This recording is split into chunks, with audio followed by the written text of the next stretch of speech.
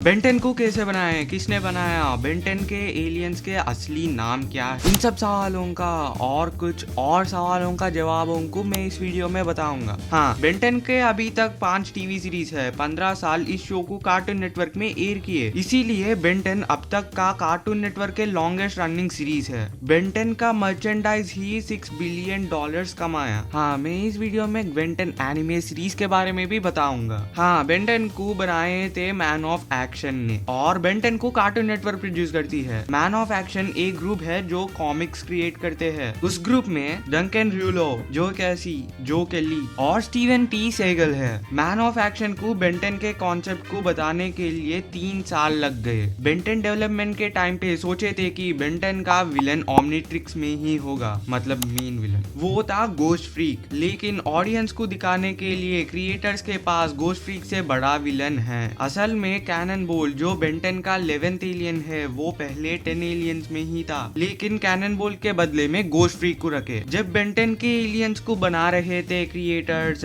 तब जो पहला एलियन निकला वो था 4 आर्म्स। ये मैन ऑफ एक्शन के सभी एलियंस में पॉपुलर एलियन है। मैं बेंटेन एलियन के जगह पर मैन ऑफ एक्शन एलियंस बोला, क्योंकि मैन ऑफ एक्शन बेंटेन के अलावा और बहुत कुछ बनाया। उसमें है generator X, the Avengers, Earth's mightiest heroes, ultimate Spiderman, Marvel's Avengers assemble, big hero 6 the series, और एक्स्ट्रा चाहिए तो इसको देखिए। इनके अलावा और बहुत सारे कॉमिक्स को भी बनाए। देखो, जब मैं एनिमेटेड सीरीज बोल रहा था तब मार्वल के सीरीज आए। बिग हीरो 6 भी डिज्नी का ही है और डिज्नी का ही मार्वल है, मतलब मोस्टली हर एक मार्वल का मूवी डिज्नी ही प्रोड्यूस करता है। लेकिन बेंटेन और जनरेटर एक्स है कार्टून नेटवर्क के ओरिजिनल शोज। अभी कार्टून नेटवर्क है वार्नर ब्रोस का। पहले से ही डिज्नी और वार्नर ब्रोस को नहीं जमता। यहाँ बहुत सारे लोगों को डाउट आता है कि यहाँ मार्वल और डीसी आ गए तो मैन ऑफ एक्शन कैसे बना सकता है। मैन ऑफ एक्शन दोनों के लिए स्टोरी बना सकता है। ये दोनों सेम डायरेक्टर को ही रख रहे हैं, तो मैन ऑफ एक्शन भी बना सकता है स्टोरी। हाँ, मोस्टली आप सब में सबको एलियन एक्स पता है। तो एलियन एक्स और दूसरे एलियंस के बीच में डिफरेंस ये है कि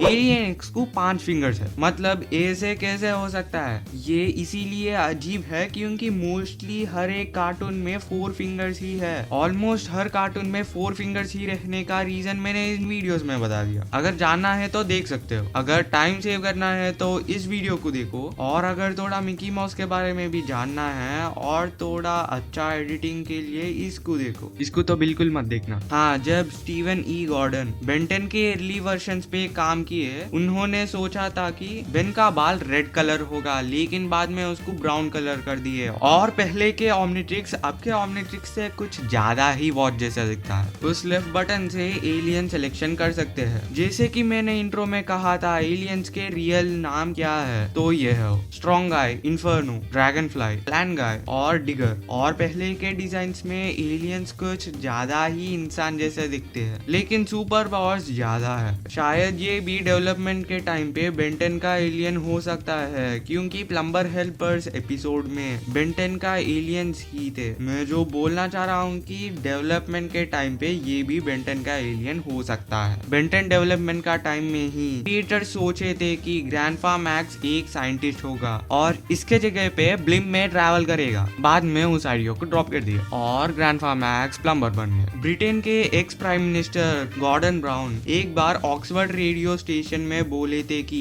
बेंटेन थीम सॉन्ग उनको इतना अच्छा लगा कि जब वो गाना बजता है तब गॉर्डन ब्राउन भी गाने लगते हैं। हाँ, पहले बेंटेन के 5 सीरीज के बारे में थोड़ा जानेंगे। बेंटेन ये 2005 से लेकर 2008 तक चला। इसमें टोटल 4 सीजन है और टोटल 52 एपिसोड्स है। इसका IMDb रेटिंग है 7.4 स्टार्स। अब बेंटेन एलियन फोर्स, ये बेंटेन क्लासिक से ज्यादा डार्कर है। एलियन फोर्स स्टार्ट हुआ था 2008 में और बंद हुआ था 2010 में। इसमें टोटल 3 सीजन है और पूरा 46 एपिसोड्स है। इसका IMDb रेटिंग है 7.3 स्टार्स। अब बेंटेन अल्टीमेट एलियन, ये 2010 में स्टार्ट होकर 2012 में बंद हो गया। इसमें टोटल 3 सीजन है और पूरा 52 एपिसोड्स है। इसका IMDb रेटिंग है 7.6 स्टार्स। अब बेंटेन ओमनिवर्स, ये 2012 में स्टार्ट हुई थी और 2014 में एंड हो गई। इसमें टोटल 8 सीजन है और उन सभी में 80 एपिसोड्स है। इसका IMDb रेटिंग है 6 स्टार्स, क्योंकि आर्ट स्टाइल मोस्टली किसी को भी पसंद नहीं बनाई। और फाइनली बेन 10 रीबूट, ये 2016 में स्टार्ट हुई थी और 2021 में एंड हुई। इसमें 4 सीजन्स है और पूरे 178 एपिसोड शामिल है। इसका IMDb रेटिंग है 3 स्टार्स। रीजन आपको पता ही होगा, बेन 10 क्लासिक में जब बेन 10 को ओमनिट्रिक्स मिलता है उसी सीन को बेन 10 रीबूट में भी एग्जैक्टली किए।